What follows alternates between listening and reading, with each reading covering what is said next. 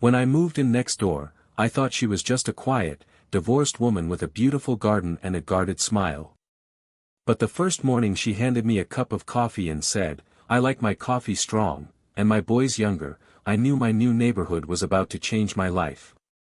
I moved into the small house at the end of the street on a quiet Sunday afternoon, the kind of place where you can still hear birds instead of traffic. I didn't know anyone there. I just wanted a fresh start after a few confusing years, new job, new town, no expectations. The first person I met was her.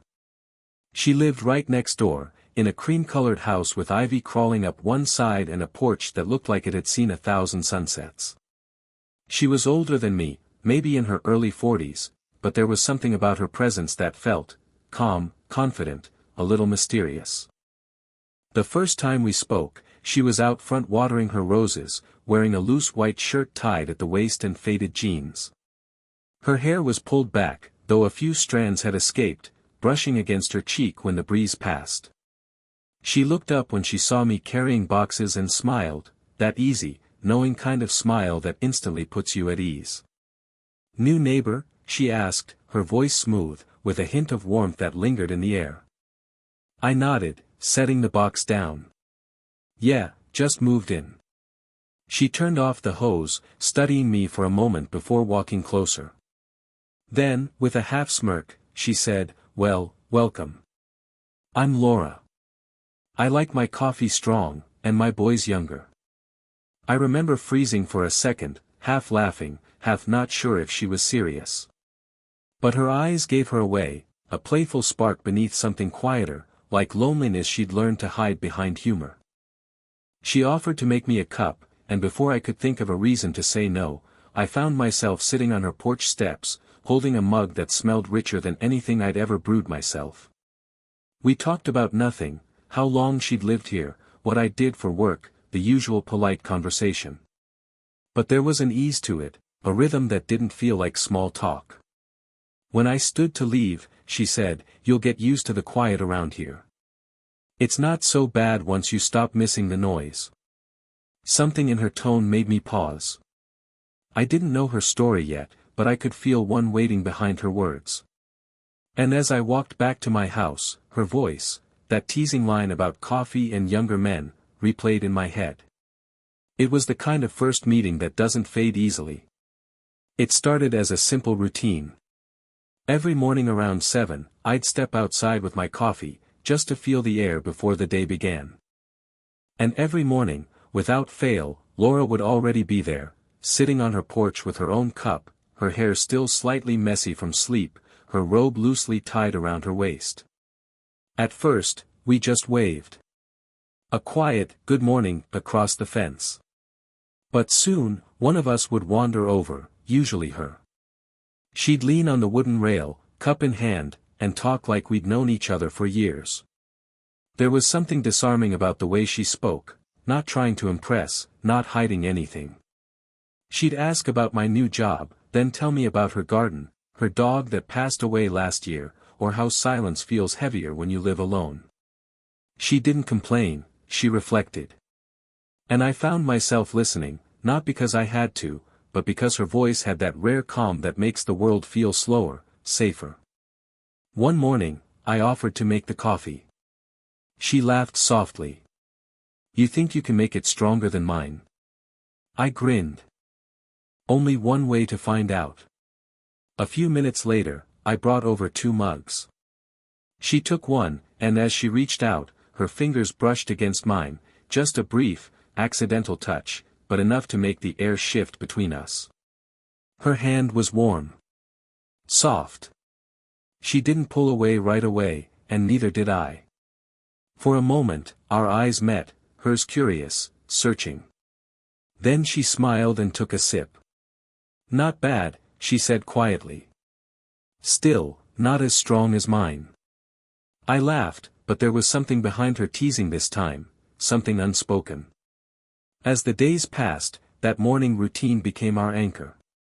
If she wasn't outside, I'd find myself waiting by the window. If I was late, she'd knock on the fence post with a playful, "You're slacking, neighbor." Those quiet mornings felt more real than the rest of my day, like the world had narrowed down to the sound of birds, the scent of coffee, and the rhythm of her voice drifting through the cool air. And I began to realize that what drew me to her wasn't the teasing, or even her beauty, it was the stillness she carried, the way she made ordinary mornings feel like they mattered. That night, the sky opened up without warning. Thunder rolled over the neighborhood, and rain came down in sheets so heavy I could barely see the house next door. The power went out just after 9. I remember standing by the window, staring at the faint glow from Laura's porch, wondering if she was okay. Then, through the rain, I heard a voice call out, warm, faintly amused. "Hey, power's out over here too. You afraid of the dark?" She was standing at her doorway, holding a candle that flickered against her face. Even in the dim light, I could see the softness in her smile. "Come on," she said. "I've got coffee, and company's better than silence." I didn't hesitate. Within minutes, I was sitting on her couch, the room lit only by a few candles scattered around the table. The rain pattered steadily against the windows, filling every pause in our conversation. She poured 2 mugs from a French press and handed one to me. "It's not the strong kind," she said, "but it's warm." Her fingers brushed mine as she passed the cup, deliberate this time, slower. I could feel the heat from both the mug and her touch, and neither faded quickly. We talked for hours, though I couldn't recall half of what we said. She told me about her marriage, not bitterly, just honestly. How it ended quietly, not in anger, but in distance. She said she thought silence would be peaceful, but sometimes, it's just lonely. There was a moment when thunder cracked so loud that she flinched, setting her cup down. Without thinking, I reached over and covered her hand with mine. It wasn't planned, just instinct. Her eyes lifted to meet mine, soft and searching. She didn't pull away. Instead, she turned her palm slightly, letting our fingers intertwine.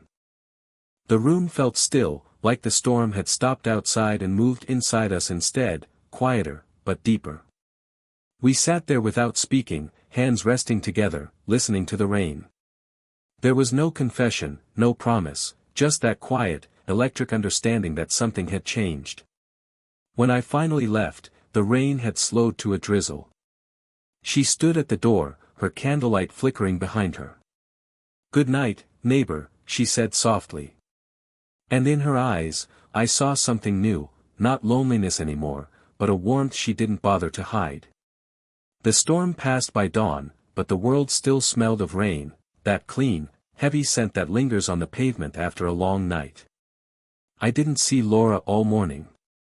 Her porch was empty, her curtains drawn. I told myself she was just resting, but by evening, the quiet started to bother me. Just as the sun dipped below the horizon, I stepped outside and saw her standing at the edge of her driveway, looking up at the sky. She was barefoot, her hair loosely tied, a light shawl wrapped around her shoulders. The air was cool, but she didn't seem to mind. "Couldn't sleep?" I asked as I walked over. She smiled faintly. "Couldn't sit still. Everything feels too quiet after the rain." There was a pause, the kind that felt comfortable, but heavy with things neither of us dared to say. Then she tilted her head toward the road. "Walk with me." We strolled down the street, puddles glinting under the dim yellow of the streetlights. The world felt hushed, no cars, no voices, just the sound of our footsteps and the occasional chirp of a restless bird. At one point, she pulled the shawl tighter around her shoulders. Without thinking, I slipped off my jacket and draped it over her. She glanced up at me, her eyes reflecting the faint glow of the lamps. "You didn't have to," she murmured. "I wanted to," I said quietly. For a few steps, she said nothing, just smiled to herself, holding the jacket closer. Then she whispered, half to the night, "People already talk, you know. About me." I looked at her, surprised. "What do they say?" She sighed. "That I'm the lonely divorced woman next door. The one who talks too much to the boy who moved in." I hesitated before replying. "Then let them talk. Her gaze lingered on me, a long, searching look that made the world fall away. She smiled then, softly, almost as if she was trying not to. We kept walking, and for a while, neither of us spoke. The air between us felt different, gentler, but charged with something real. When we reached her gate, she stopped and turned to hand me my jacket. Her fingers lingered on the fabric, her eyes meeting mine again. "Thank you," she said quietly. And though it was just 2 words, the way she said them felt like the start of something neither of us could name yet, but both of us already felt. It was 3 days before I saw her again. Her house stayed quiet, curtains closed, porch empty, and though I told myself not to think about it, I did. More than I wanted to admit. Then one evening, just as the sun began to fade, I heard her voice call softly over the fence. "Hey, stranger. Busy tonight?" She was standing by her gate, hair loose, a soft cream-colored dress brushing just above her knees. The kind of simple elegance that made her look both graceful and effortlessly human. "I made too much dinner," she said, smiling lightly. "Help me out before I start thinking I can eat for 2. Inside, her home felt different that night, warmer, lit by a few candles and the soft hum of a jazz record playing somewhere in the background. She moved easily between the kitchen and the table, pouring wine, stirring sauce, pretending the air wasn't heavy with everything unsaid. We ate together, laughter coming easier than expected. She teased me about my cooking attempts, I told her about work, and for a while, it almost felt like we'd known each other for years. But underneath the easy talk, there was tension, quiet, slow, unspoken. After dinner, she poured another small glass of wine and sat across from me. Her voice softened. "You ever realize," she said, swirling the glass gently, "how sometimes people come into your life just when you stopped expecting anyone to?" I nodded, watching her fingers trace the rim of the glass. "Yeah," I said quietly. "I think I do now." She smiled at that, a small, tired smile that carried more feeling than words ever could. "You shouldn't say things like that to me," she murmured, her eyes lowering briefly. "Why not?" "Because I might start believing you." The silence that followed wasn't awkward. It was alive, humming with the weight of everything we both felt but hadn't dared to admit. I reached out, slowly, across the table. My hand brushed hers, and she didn't move. Instead, she turned her palm slightly upward, letting my fingers rest in hers. Her thumb began to move, soft, absent-minded circles against my skin. Neither of us spoke. The candles flickered, the record whispered. It felt like the world had shrunk down to just that table, her touch, and the quiet understanding that something fragile but undeniable had begun to bloom between us. The next few days felt strange, quiet, suspended. She didn't come out for coffee, and her porch stayed empty. I tried to focus on work, but my mind kept drifting back to the way her hand had felt in mine, the warmth that hadn't faded even after I left her house. On the 3rd evening, I saw a faint light through her window. Before I could second-guess myself, I was already walking across the yard. When she opened the door, her expression softened, but her voice trembled just a little. "I was hoping you'd stop by." Inside, the house was dim, lit only by the lamp near the sofa. She was wearing a light sweater, sleeves pushed up, a mug in her hands. She looked tired, like she'd been wrestling with thoughts she couldn't quite escape. "I've been thinking," she said quietly. "About that night. About us." I stayed still, waiting. "You're young," she continued, forcing a faint smile. "You should be out there, living, not sitting in an old house drinking wine with me." Her words were gentle, but her eyes betrayed something deeper, fear. The fear of wanting something she thought she shouldn't. I stepped closer. "Laura, you're not just someone I spend time with. You're the reason I look forward to waking up here." She looked down, shaking her head. "Don't say that. It's not fair to you." "Then let me decide what's fair," I said. For a long moment, she didn't speak. The rain had started again outside, tapping softly against the window. Then she set the mug down and met my eyes. There was no teasing left, no guarded smile, only truth. "I'm scared," she whispered. "Scared that if I let myself care, I'll ruin it. That I'll ruin you." I stepped closer, slowly, until we were just a breath apart. "I don't want perfect," I said softly. "I just want you." Her lips parted slightly, but no words came.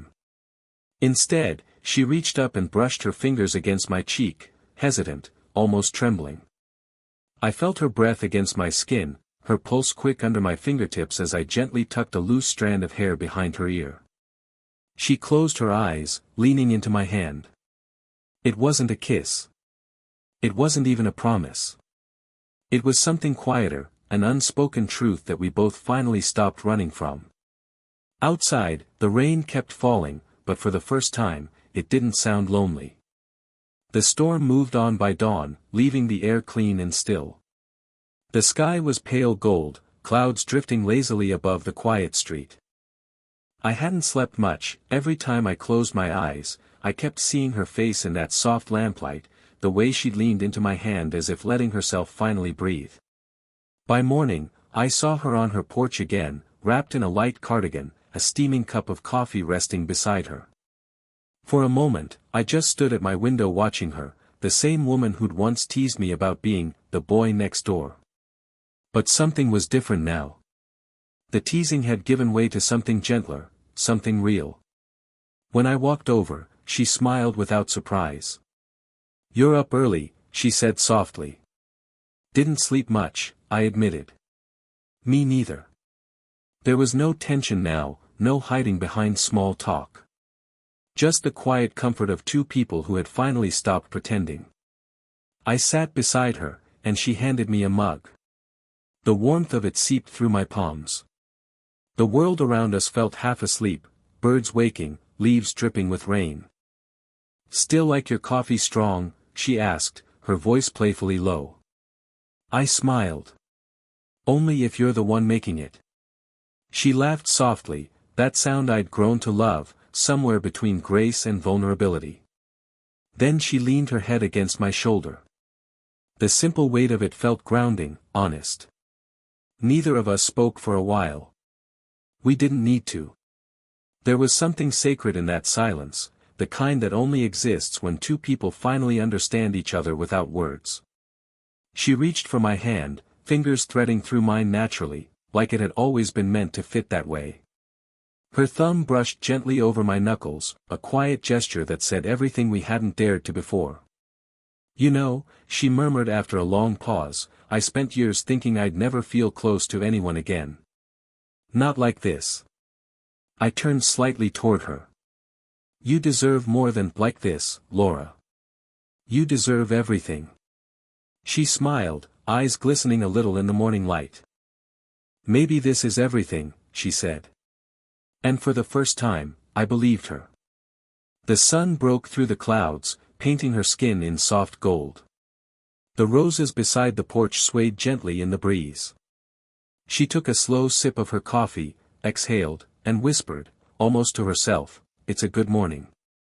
I squeezed her hand. "Yeah," I said quietly. "It really is." If you felt something in this story, that quiet kind of love that grows between words, don't forget to like, share, and subscribe. Your support helps these stories reach the people who need them most. And maybe, remind someone that love doesn't care about age, only timing.